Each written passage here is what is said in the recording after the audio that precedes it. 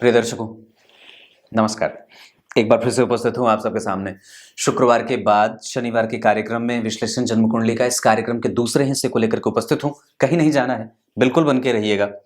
कुंडली में जितने भी ग्रह होते हैं वो परमपिता परमेश्वर के अंग स्वरूप होते हैं और ये सूर्य आदि जो जितने ग्रह भी उपस्थित होते हैं हमारी कुंडली में वो विभिन्न अंगों के द्योतक होते हैं। कहने का तात्पर्य है कि जिस तरीके से भगवान अर्जुन को युद्ध के मैदान में अपने समस्त रूपों का दर्शन कराया था और फिर भी वो मूढ़ता को प्राप्त कर रहे थे, उन्हें पता भी नहीं था कि ऐसी स्थितियां भी होती हैं। वो भ्रमित हो चुके थे दुनिया को देख करके कि सामने ही जो है उनके ताया ताऊ चाचा चाची पता नहीं कौन कौन से सब युद्ध, सबके विरुद्ध उन्हें युद्ध करना था। पर फिर भी भगवान के दर्शन के होने के बावजूद भी उनका भ्रम टूट ही नहीं रहा था। जिसको देखने में जैसे ही भगवान ने अपना समस्त ब्रह्मांड विराट स्वरूप दिखाया, उनमें देवता गण यक्ष गंधर्व किन्नर भूत प्रेत पिशाच सब दिख रहे थे, साक्षात ठीक उसी तरीके से जिस तरीके से माता यशोदा ने जब उनके मुख में समस्त ब्रह्मांड को खेलते हुए देखा था गेंद की तरह। तो ठीक ये कुंडली ऐसी ही कुछ होती है और बिल्कुल वैसी ही होती है जो हमारे शरीर में यहाँ सर के बाल से लेकर के पैर के नाखून तक, और यही नहीं हमारे पर्यावरण को संपूर्ण तरीके से, हमारे घर को संपूर्ण तरीके से, हमारे विचारों को संपूर्ण तरीके से प्रभावित करती है। बस ये बात इस बात पे निर्भर करती है कि आप इस चीज में अपनी सूक्ष्मता कितना देखना चाहते हैं और कितने सूक्ष्म रूप से इस बात को और विषय पे गंभीरता से अनुभव करते हैं। और जो मोटी बुद्धि के लोग होते हैं वो दरअसल इस सूक्ष्म विषय पे कभी उनका ध्यान ही नहीं जाता है। बस यही बात है, जो सूक्ष्म होता है वही सूक्ष्म को समझ सकता है, जो विराट होता है वही विराट को समझ सकता है। तो अर्जुन विराट तब तक नहीं थे जब तक भगवान ने उन्हें गीता का उपदेश नहीं दिया था। जब वो स्वयं विराट से मिले तो वो भी विराट हो गए थे। शुरू करते हैं आज का कार्यक्रम। कहीं नहीं जाना है, बिल्कुल बन के रहिएगा। इनकी कुंडली का ये लग्न मैंने कल बता दिया था, आज नवांश और दशमांश है। यूं शुरू करता हूं आज का कार्यक्रम।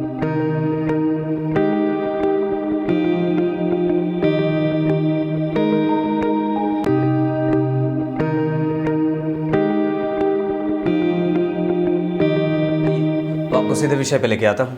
यह मैंने बात कही है। सबसे पहले अगर मैं इनकी कुंडली में लग्न कुंडली को देखूं तो यह मैंने कल आपको बताया था, लग्न के अधिपति के बारे में चर्चा करी थी। नवांश के अधिपति पे आज चर्चा करनी है। सबसे पहले हमें ये देखना होता है कि नवांश कुंडली में लग्नेश कहाँ बैठे हैं। तो नवांश कुंडली में लग्न के अधिपति, यहाँ पे लग्न के अधिपति शुक्र बनते हैं, यहाँ पे लग्न के अधिपति मंगल बन जाते हैं। जब यही कुंडली मिलान के लिए बनेगी तो हमें ये देखना होगा कि लड़की की कुंडली के नवांश के अधिपति कौन होते हैं और लड़के की कुंडली के नवांश के, मतलब जातक और जातिका की कुंडली में नवांश के अधिपति कौन है। अगर वो दोनों आपस में मित्र हो जाते हैं इसका मतलब ये अच्छी बात होती है। यहाँ पे नवांश में मंगल की राशि बनी है जो यहाँ पे 12वें भाव की राशि है। इसका मतलब है कि व्यक्ति की कुंडली में दाम्पत्य का सुख ठीक रहेगा, सैया सुख उसका बेहतर है, क्योंकि 12वां भाव सैया का होता है। लेकिन 12वें भाव के अधिपति यहाँ पे लग्नेश बन रहे हैं, थोड़ी सी समस्या भी साथ में बन सकती है। दरअसल वो त्रिकोण के तो अधिपति नहीं है, लेकिन मंगल जैसे पापक ग्रह की राशि बनी है। मंगल और बुध शिक्षकीय गुणों से युक्त पत्नी कई बार व्यक्ति पा लेता है और कई बार बैंकिंग सेक्टर और कई बार ऐसी स्थितियां जहां व्यक्ति कंप्यूटर क्षेत्र से जुड़ करके काम करने वाली पत्नी को प्राप्त करता है। या व्यक्ति स्वयं जो होता है वो सैनिक सेवा से युक्त होता है और व्यक्ति की पत्नी भी कई बार बहुत ही पराक्रमी और थोड़ी सी चंचल मन वाली होती हैं, क्योंकि मंगल और बुध दोनों का प्रभाव रहेगा। यहाँ पे सूर्य नीच के, इसको बाद में देखेंगे। ये कर्म क्षेत्र की कुंडली है। यहाँ पे चंद्रमा स्वग्रही यानी कि संपूर्ण ठीक है।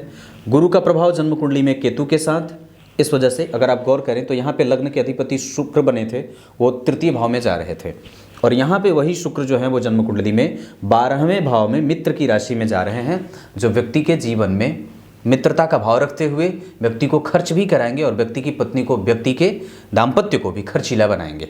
साथ ही साथ व्यक्ति अपने अंडर में रख करके और कई लोगों के अंडर में अपने अंडर में कई लोगों को रख करके काम कराने वाला भी होता है।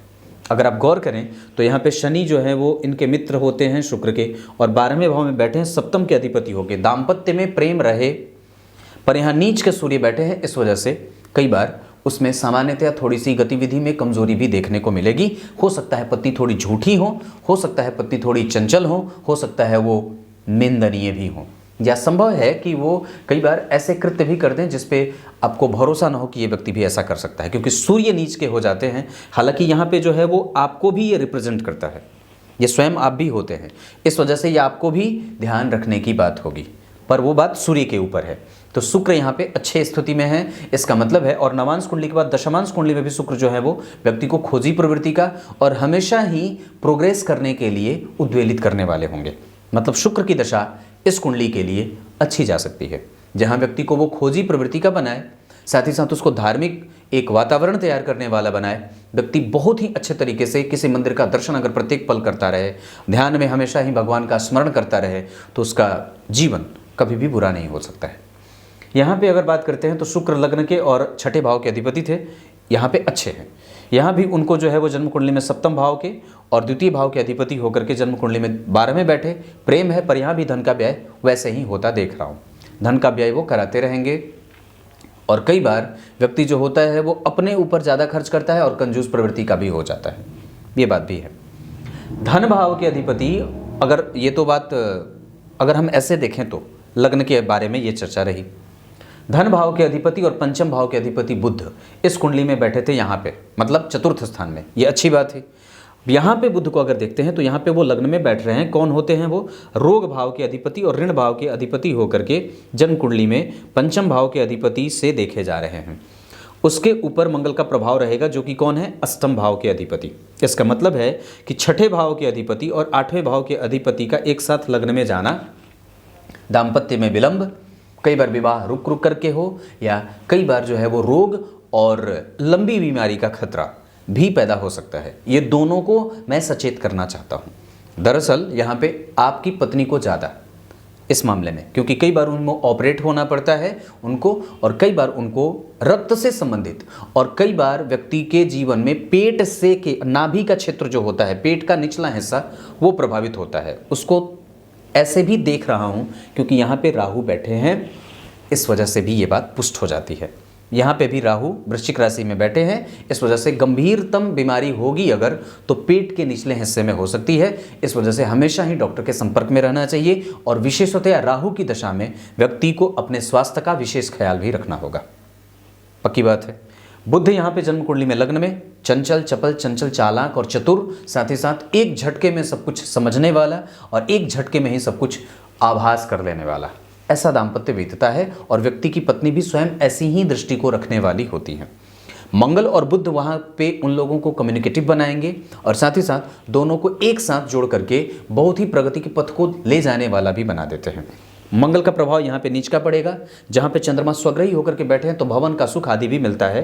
द्वितीय भाव के अधिपति 12वें बैठे हैं, धन खर्च होने की संभावनाएं भी ज़्यादा दिख रही है।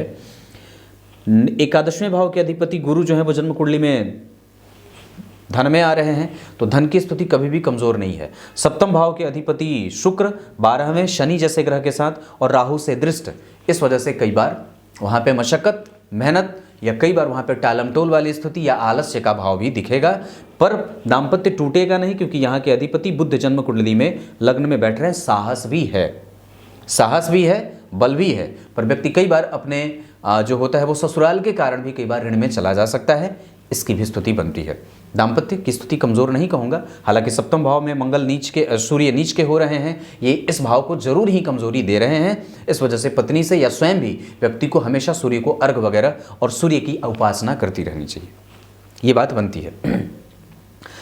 चंद्रमा तृतीय भाव के अधिपति चतुर्थ में बैठे, अमावस्या दोष, यहाँ पे चंद्रमा जो है वो प्रभावकारी हो रहे हैं, अच्छी स्थिति में जा रहे हैं। इस वजह से चंद्रमा की दशा एक तरीके से बेहतर परिणाम देने वाली हो सकती है। और साथ ही साथ अगर चंद्रमा को आप देखते हैं तो ये संपूर्ण कर रहे हैं यहाँ पे, ऐसी स्थिति बिल्कुल भी नहीं है कि व्यक्ति को भटकना पड़े या आर्थिक तंगी हो, या फिर व्यक्ति कई बार मानसिक शांति में नहीं गुजरता, ऐसा बिल्कुल भी नहीं है। दाम्पत्य बिल्कुल स्पष्ट है। नीच के सूर्य बैठे हैं, परंतु यहाँ के अधिपति 12 में बैठे हैं, तो प्रेम हमेशा रहेगा। एडमिट करने की आवश्यकता होगी, उसको हमेशा बताते रहेगा कि आप उनसे प्रेम करते हैं, क्योंकि जैसे ही इस चीज़ की कमजोरी होगी सूर्य यहाँ पे अपना प्रभाव दिखाने लगेंगे, खास करके सूर्य और शुक्र की दशा में ये बात, राहु की दशा में भी ये बात कर सकती है परेशान। इस वजह से आपको इस बात को समझने की आवश्यकता हमेशा रहेगी। आपका यहाँ पे सूर्य नीच का कई बार आपको नैतिक तत्वों से कमज़ोर कर सकता है, सवालिया बना सकता है, संदेहास्पद बना सकता है, और कई बार आप संदेह से युक्त जीवन जीने लगते हैं। ये चीज़ मत करिएगा। सूर्य जन्म कुंडली में स्वग्रही बहुत अच्छे, यहाँ पे सूर्य की जो स्थिति बन रही है वो नीच के हो जा रहे हैं। इसका मतलब है कि सूर्य यहाँ पे कमज़ोर हो रहे हैं। आरंभ में जो है वो ग्रह अपना बहुत अच्छा परिणाम देना चाहता है, पर बाद में जाकर के वो कष्ट और सूर्य की दशा में मानसिक संताप की स्थिति बढ़ जाती है, चाहे वो कर्म को लेकर के हो, चाहे वो सुख को लेकर के हो, चाहे भौतिकीय सुख संसाधन की कमी को लेकर के हो। व्यक्ति को हो सकता है कि सूर्य की दशा में हेडेक जो थोड़ा बढ़ जाए। वैसे इस कुंडली के लिए सूर्य सुखेश होते हैं, अच्छे भाव के अधिपति हैं, बैठे भी अच्छे हैं, तो खराब नहीं है, परंतु यहाँ पे नीच के हो जाने के कारण और छठे भाव के अधिपति से दृष्ट हो जाने के कारण, मंगल से दृष्ट हो जाने के कारण, जो कि आपकी कुंडली का अष्टमेश है, अष्टमेश लग्न में बैठ जाते हैं, इस कारण से कई बार कमजोरी बन जाती है। क्लियर है? ये बात सूर्य की थी। यहाँ तक मैंने बुध की चर्चा कर रखी है, शुक्र की चर्चा कर रखी है। अब बात मंगल पे करते हैं। सप्तम भाव के अधिपति और 12वें भाव के अधिपति होकर के मंगल जो है वो जन्म कुंडली में पंचम में व्यक्ति के एजुकेशन को कई बार बाधित करते हैं, और कई बार व्यक्ति को उतना नहीं मिलता जितना वो पराक्रम करता है। वहाँ मंगल जो है वो त्रिकोण में बैठे थे, थोड़े से कमज़ोर सही पर ठीक ही हैं, पर यहाँ पे वो जन्म कुंडली में लग्न में बैठ रहे हैं। यहाँ भी वो जन्म कुंडली में मित्र की राशि में। इसका मतलब है कि व्यक्ति के पास साहस है, बल है, ऊर्जा है, पराक्रम है और डोमिनेटिंग नेचर भी है। यहाँ पे आपकी पत्नी को चंचल नेत्रों का और फुर्तीला भी बनाएंगे, लेकिन साथ ही साथ सप्तम भाव के अधिपति शुक्र शनि के साथ बैठे हैं, तो आप में कई बार आलस्य दे देते हैं। ये स्थिति बनती है, और यही कारण आपके आलस्य का हो सकता है, क्योंकि यहाँ भी गौर करिए तो चंद्रमा अवस्था में कमज़ोर हो रहे हैं, या फिर उनको अमावस्या दोष लगा हुआ है, और गुरु केंद्र में सूर्य के साथ बैठे हुए थे। अस्त तो नहीं थे, परंतु फिर भी उन पे राहु के प्रभाव के कारण उनका पॉजिटिव जो प्रभाव होता है वो कमज़ोर सा हो जाता है। गुरु यहाँ पे जन्म कुंडली में जो बनते हैं वो भाग्य के अधिपति होकर के जाकर के द्वितीय भाव में। धन की समस्या इस कुंडली को कभी भी परेशान नहीं करेगी, और अखंड साम्राज्यपति व्यक्ति के बनने का योग भी देख रहा हूँ। इसकी स्थिति कुंडली में कमज़ोर नहीं है। क्लियर है ये बात? यानी कि मंगल जो है यहाँ पे मारक हो रहे हैं, यहाँ पे वो लग्नेश बन रहे हैं, और यहाँ पे मंगल जो है वो जन्म कुंडली में पंचम में, नवांश कुंडली के हिसाब से व्यक्ति मंगलिक बन रहा है। इस वजह से कुंडली को मिलाना ही होगा, और निस्संदेह उसमें मंगल और सूर्य का प्रभाव जो है वो व्यक्ति को बाहरी चमक दमक से मुक्त होना चाहिए, नैतिक तत्वों को पालित करते रहना चाहिए। इस बात की आवश्यकता भी बनती है।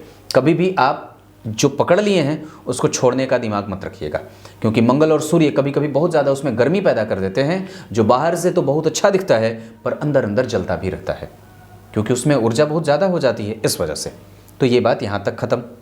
मंगल की दशा में व्यक्ति का जो है वो दाम्पत्य, कई बार विवाह हो जाए और उसमें खर्च की अधिकता भी बढ़े। मंगल की दशा में व्यक्ति की चिंता में बढ़ोतरी होती है। मंगल की दशा में व्यक्ति को जो है वो पुत्र सुख की प्राप्ति भी होती है। दूसरी संतति कई बार मंगल की दशा में हो जाती है। दूसरी संतति मंगल की दशा में हो जाती है। मंगल की दशा में व्यक्ति को रोग की वृद्धि में भी देखा जाता है, रिस्पॉन्सिबिलिटी बढ़ती है, और व्यक्ति थोड़ा व्यग्र भी हो जाता है, क्योंकि उसके ऊपर नीच के सूर्य का प्रभाव भी पड़ेगा, जो कि इस कुंडली के लिए पंचम भाव के अधिपति हैं। प्रेम तो रहेगा, पर व्यक्ति आसानी से उस चीज़ को, मंगल की दशा में जो व्यग्रता रहेगी उसमें सूर्य कई बार बैलेंस करने का भी काम करेंगे, लेकिन वो पहले से कमज़ोर हैं, इस वजह से उनका प्रभाव थोड़ा कम रहेगा। ये बहुत गंभीरता से समझने वाली बात है। अष्टम और 12वें भाव के 11वें भाव के अधिपति होकर के गुरु केंद्र में आ रहे हैं। ये जहाँ पे आपको कई बार चीज़ों को अक्वायर करने में, चीज़ों को प्राप्त करने में मशक्क़त करवाएंगे, क्योंकि राहु से दृष्ट भी हैं, तो आपके पॉजिटिव प्रभाव को कमज़ोर करेंगे। आपके अंदर जो है वो एक जो सकारात्मक भाव होना चाहिए उसमें कमज़ोरी लाएंगे, क्योंकि चंद्रमा पहले ही कमज़ोर हैं। गुरु के ऊपर राहु का प्रभाव पड़ रहा है, अष्टमेश होकर के चतुर्थ में बैठे हैं, तो माता के स्वास्थ्य को भी कमज़ोर कर सकते हैं। साथ ही साथ माता को भी कई बार जो है वो छोटी छोटी बीमारियां, या कई बार बहुत ऐसी बीमारी हो जाए जो हमेशा बनी रहे, ऐसी चीज़ें बनती रहे, उनको हमेशा दवाओं की आवश्यकता पड़ती रहे, ऐसा भाव दिखता है। यहाँ पे वो गुरु जो है वो जन्म कुंडली में द्वितीय भाव में राहु केतु के संपर्क में यहाँ भी हैं। अपने अंदर हमेशा ही भक्ति और भाव को जागृत करके रखिए, ब्राह्मणों का पूजक बनिए, अपने से बड़े बुजुर्गों की सेवा, गाय की आराधना, गाय की सेवा और एकादशी का व्रत, मंदिर को धोने का काम, पीपल के वृक्ष का लगाना या फिर वट वृक्ष का लगाना, और वट वृक्ष को दूध अर्पित करना आपकी कुंडली में बनता है। क्लियर है? गुरु की दशा में व्यक्ति का लाभ कई बार कमजोर हो सकता है। गुरु की दशा में व्यक्ति जो होता है वो ऋणी हो सकता है। गुरु और राहु का जब प्रभाव एक साथ विकसित हो तो व्यक्ति के दिमाग में कई बार जो है वो विपरीत परिस्थिति का निर्माण हो, गलत निर्णय ले सकता है, खास करके इन्वेस्टमेंट को लेकर के। तो इसमें आपको सावधान होना पड़ेगा। शनि इस कुंडली के सर्वाधिक योग कारक, नवम और दशम के अधिपति दशम भाव में बैठे हैं। धर्म व्यक्ति को धर्म से जोड़ करके रखने वाला, बहुत ज़्यादा बजरंग बली की पूजा करने वाला, क्योंकि शनि यहाँ पे बलवान हो जाएंगे। और यहाँ पे वो शनि जो है वो जन्म कुंडली में यहाँ पे 9 के बाद 8 लिख दिए थे गलती से, पर यहाँ 10 और 11 है। तो ये मैं बोल रहा था कि यहाँ पे जो मंगल की स्तुति बनेगी या बुध की स्तुति या गुरु की स्तुति जो बन रही है वो व्यक्ति को कई बार गलत निर्णय वाला भी बना सकती है। तो इस पे आपको सावधान होना होगा। यहाँ पे शनि का प्रभाव बहुत अच्छा होगा क्योंकि वो दशम और एकादशवें के अधिपति होते हैं। मेष लग्न की कुंडली बनी है नमांस की, तो 10 और 11 के अधिपति यानी कि इन दोनों भावों के अधिपति होकर के व्यक्ति को प्रतिष्ठापन्न बना रहे हैं और साथ ही साथ व्यक्ति को सर्वगुण संपन्न भी बना रहे हैं। बाहर निकलने के चांसेस कई बार बढ़ जाते हैं, पर व्यक्ति की कुंडली में अगर लग्न के अधिपति लग्न में बैठे हों और बुध भी साथ में बैठे हों तो व्यक्ति घर पे ही कई बार रह जाता है, बहुत ज्यादा दूर नहीं जा पाता है। साथ ही साथ अगर व्यक्ति अपने जन्म स्थान से अगर विवाह के बारे में अगर गौर करें तो इनकी कुंडली में जो विवाह की दिशा बन रही है वो पश्चिम दिशा से बन रही है। हालांकि इनकी शादी तो ठीक हो चुकी है और हो भी गई है, ये स्थिति बन रही है।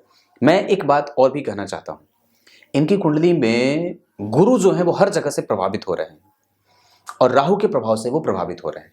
इसका मतलब है कि गुरु को बचाने की आवश्यकता है क्योंकि उस पर काले बादल मंडरा रहे हैं। हमें हमेशा ही अपने अंदर धर्म को विकसित करके रखना होगा। राहु की दशा में और गुरु की दशा में और किसी भी पापक ग्रह की दशा में, गुरु को छोड़ करके शनि मंगल राहु केतु की दशाओं में व्यक्ति को हमेशा ही इस बात को लेकर के सशंकित रहना है कि मेरे अंदर से धर्म गायब ना हो और मेरे अंदर का जो भगवान है, मेरे अंदर की जो सकारात्मक ऊर्जा है वो बनी रहे। इस बात को हमेशा याद रखना होगा। ये आपकी कुंडली में ये बात है।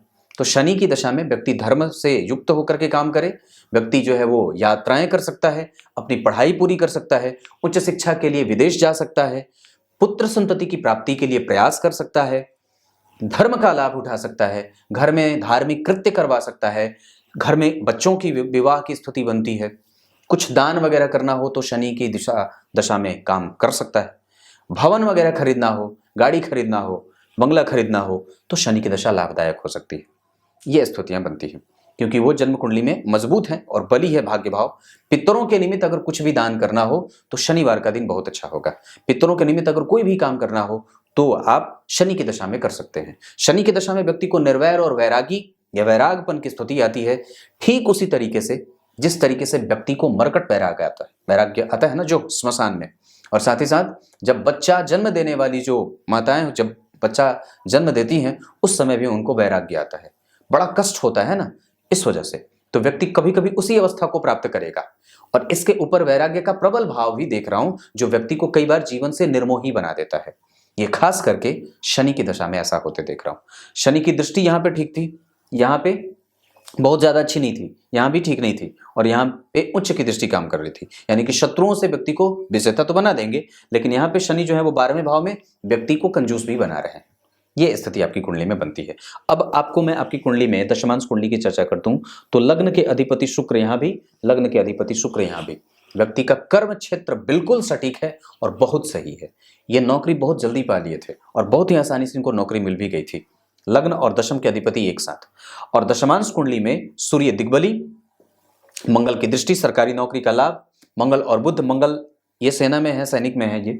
शनि चंद्रमा का यहाँ पे, चंद्रमा नीच के, यहाँ पे चंद्रमा जो है वो जन्म कुंडली में स्वग्रही। इसका मतलब है कि व्यक्ति का कर्म क्षेत्र और व्यक्ति के ऊपर उसका जो प्रभाव है वो कंफ्यूजन वाला बन रहा है क्योंकि शनि भी बहुत अच्छे नहीं बैठे हैं।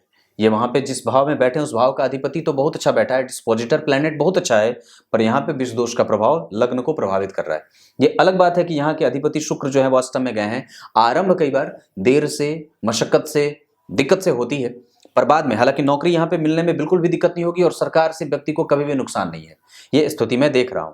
लेकिन यहाँ पे शुक्र के लग्न के अधिपति होकर के अष्टम में जाने से कई बार व्यक्ति को मनचाही चीजें ना मिलती हो या व्यक्ति छोड़ना चाहता है या उसको हटाना चाहता है, ये स्थिति भी बनेगी। पर वस्तुतः ये कुंडली मैंने जहां तक देखी है, व्यक्ति जहां है वहां चुपचाप काम करता रहे। अगर कुछ बदलाव करना चाहता है तो लोहे से संबंधित व्यापार या लोहे से संबंधित क्षेत्रों में नौकरी कर सकता है, मतलब रेलवे आदि में इनकी कुंडली में उसके भी योग बन रहे हैं, क्योंकि शनि ठीक है और बढ़िया बैठे हैं। ये आपकी कुंडली है। इस कुंडली में, नवांश कुंडली में मंगल की दृष्टि यहाँ जो कमजोर अच्छी नहीं है, जो आपको कई बार आपके दाम्पत्य के सुख को और दाम्पत्य में कलह का वातावरण तैयार करेगी, पर घूम फिर करके वो वापस ठीक भी हो जाएगी, क्योंकि चंद्रमा यहाँ बैठे हैं। मंगल की 7वीं दृष्टि यहाँ बहुत अच्छी नहीं है। मंगल की 8वीं दृष्टि यहाँ आयु देगी और व्यक्ति के जीवन में कई बार एक्सीडेंट वगैरह भी करवाती है, पर व्यक्ति फिर भी जी जाता है, उसकी आयु उसके पास रहती है। आयु की स्थिति इस कुंडली में कमजोर नहीं है, क्योंकि यहाँ के अधिपति गुरु राहु से दृष्ट हो रहे हैं और शनि भी जन्म कुंडली में स्वग्रही है। तो दो पक्ष मिल जाने से व्यक्ति के पास आयु संपूर्ण है, आयु की कमजोरी नहीं है। हालांकि व्यक्ति जो है वो हमेशा ही सशंकित रहेगा, हमेशा ही डरता रहेगा, हमेशा ही सवालों के घेरे में रहेगा और कभी भी इसकी तृप्ति नहीं होगी, क्योंकि राहु यहां बैठ करके अपना काम कर रहे हैं, राहु यहां बैठ करके अपना काम कर रहे हैं, शुक्र यहां बैठ करके अपना काम कर रहे हैं। ये व्यक्ति को खोजी प्रवृत्ति वाला, जितना भी दे दीजिए भरेगा नहीं, जितना भी दे दीजिए भरेगा नहीं।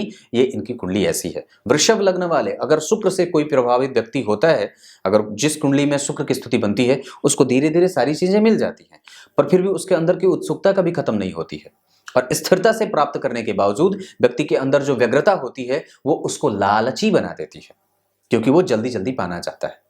ऐसी स्थिति बनती है। ये आपकी कुंडली है।